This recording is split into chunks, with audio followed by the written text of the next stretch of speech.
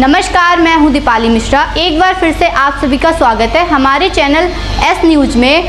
आइए नजर डालते हैं आज की खास खबरों पर। शाहजहांपुर जनपद में टीबी रोग को समाप्त करने के लिए 23 नवंबर 2023 से 5 दिसंबर 2023 तक एक अभियान चलाया जा रहा है। अभियान के अंतर्गत स्वास्थ्य कर्मी गांव-गांव जाकर टीबी रोगियों को चिन्हित करेंगे और उनकी चेकिंग कराकर उनको इलाज मुहैया कराएंगे। इसके लिए शाहजहांपुर जनपद में 288 टीमें लगाई गई हैं जो टीबी के मरीजों की स्क्रीनिंग करके उनको चिन्हित करेंगी।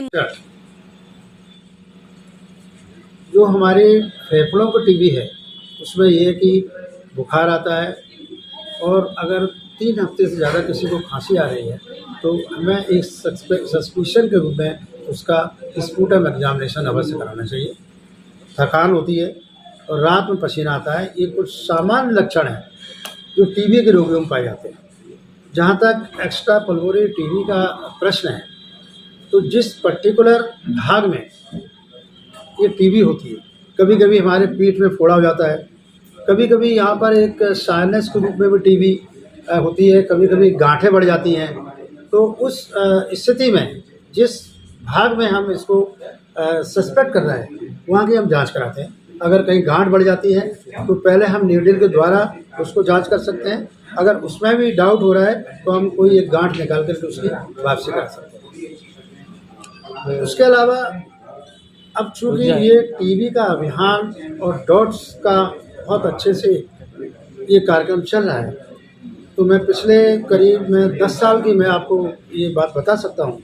जो हमारी पेट की टीबी थी, इंटेस्टाइन की टीबी है, तो काफ़ी संख्या में कम हो चुकी है।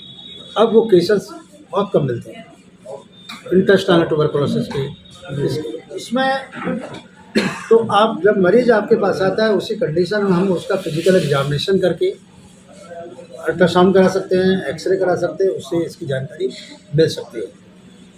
अगर किसी को टीबी कहीं फोड़ा होता है तो उसका पस निकाल के उसकी कल्चर सेंसिटिविटी कराते हैं, जांच करते हैं, उसके बाद उसका ट्रीटमेंट स्टार्ट करते हैं। ब्रेन का भी हमारे DTO साहब ने ब्रेन के बारे में बताया है।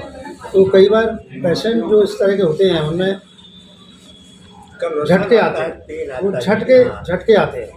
तो उस सिचुएशन में जब हम एक टीबी का एक सिस्ट होता है और वो अंदर होता है, बाद में फिर किसी को ट्रीटमेंट चला के मतलब जो ठीक हो जाता है, किसी में ऑपरेशन भी करना पड़ सकता है। तो CT स्कैन से जो है जानकारी मिल जाती है उसकी।